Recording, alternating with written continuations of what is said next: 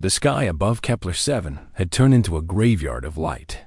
Thousands of enemy ships hung in orbit like a crown of death, their weapons pointed at the blue-green world below.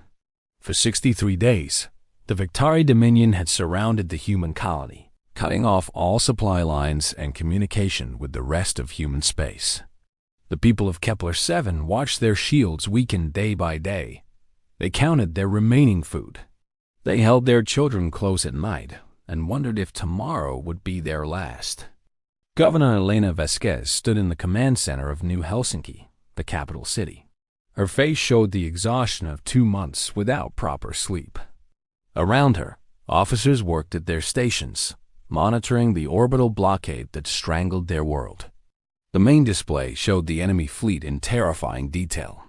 Over 4,000 warships formed a perfect sphere around their planet. Nothing could get in.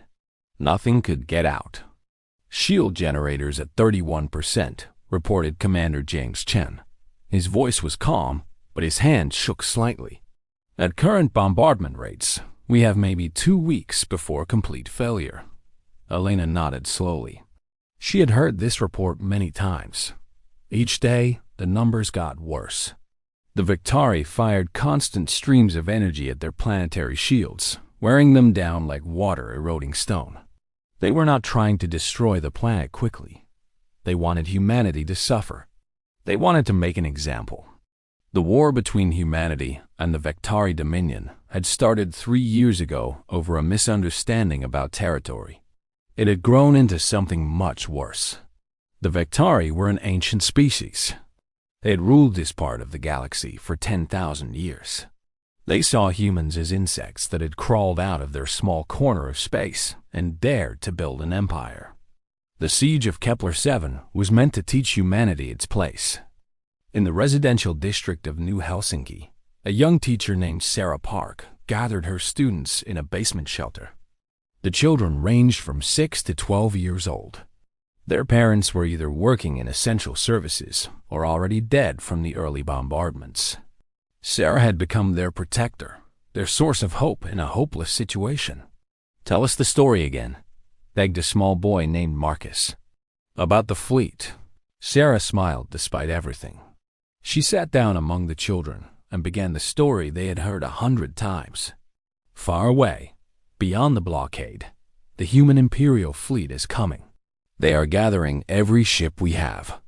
Battleships bigger than mountains. Carriers full of brave pilots. The Emperor himself has ordered them to save us.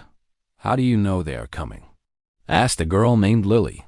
Because we are human, Sarah said simply. We never leave our people behind. These were just words meant to comfort children. Sarah did not actually know if any fleet was coming. Communications had been cut on day 1. For all they knew, the rest of humanity had written them off as lost. But hope was the only weapon they had left. 300 light years away, Admiral Victor Reinhardt stood on the bridge of the Imperial dreadnought Unconquerable. Around him, the largest human fleet ever assembled waited for his command. 2,000 warships had gathered at the staging point. They represented ships pulled from every corner of human space, leaving other borders dangerously exposed. The Emperor had made the decision personally. Kepler-7 would not fall. "All ships report ready, Admiral," said Captain Maria Santos, his executive officer.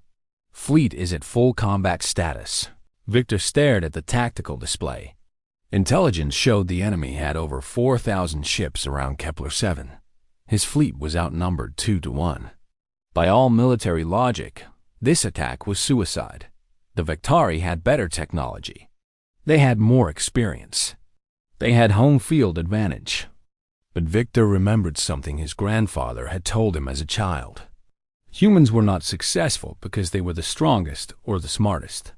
They succeeded because they refused to accept defeat. They fought when fighting was foolish. They hoped when hope was dead. They survived because giving up was simply not in their nature. "Begin jump sequence," Victor ordered. "All ships, we break through or we die trying." There is no retreat. The fleet vanished in a cascade of light, jumping across 300 light years of space in an instant. On Kepler-7, the alarm started screaming at 3 in the morning local time. Elena rushed from her quarters to the command center, her heart pounding. Had the shields finally failed? Were the Vektari beginning their ground invasion? "Contact!" shouted Commander Chun. Massive contact emerging from jump space. It is right in the middle of the Vektari fleet. Elena looked at the display, and her breath caught in her throat. Blue icons were appearing among the red. Hundreds of them, then thousands. The Imperial fleet had arrived, and they had jumped directly into the heart of the enemy formation.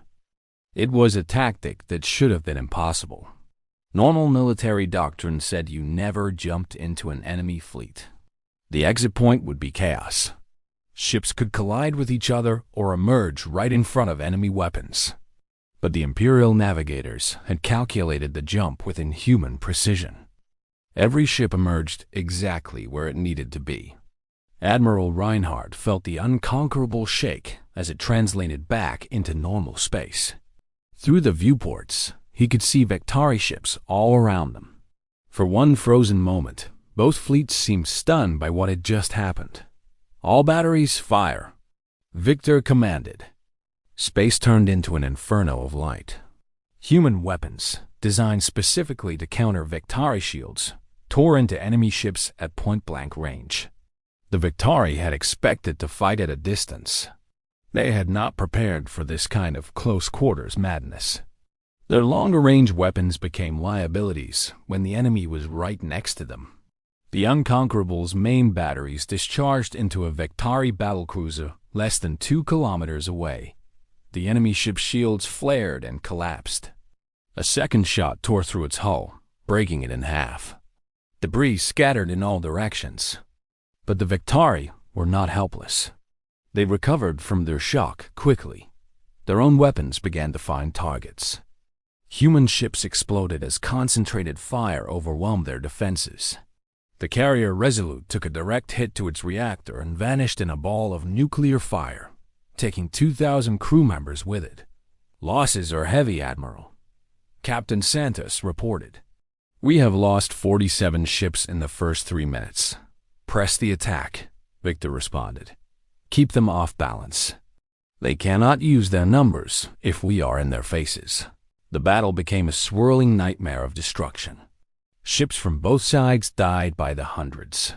Fighters and bombers weaved between the giants, adding their own firepower to the chaos. In the void, there was no sound. But the light from countless explosions turned the space around Kepler-7 as bright as day. On the surface, the people came out of their shelters to watch. The night sky was filled with flashes and streaks of fire. They could not tell who was winning, but the fact that a battle was happening at all meant someone had come for them. Someone had not forgotten. Sarah brought her students to a hilltop outside the city. They watched the sky in wonder and terror. Marcus pointed at a particularly bright flash. "Is that our fleet?" he asked. "Yes," Sarah said, not knowing if it was true. "That is our fleet fighting for us."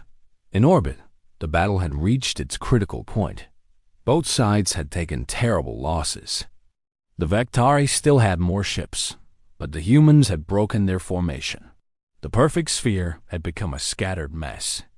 Individual Vektari captains found themselves fighting alone against groups of human ships. Admiral Reinhardt made his decision. He ordered the fleet to concentrate all fire on the Vektari command ship, the massive dreadnought that controlled their fleet operations. It was a gamble. Ignoring other threats to focus on one target could leave his own ships exposed. But if they could kill the enemy commander, the Vektari fleet would lose coordination.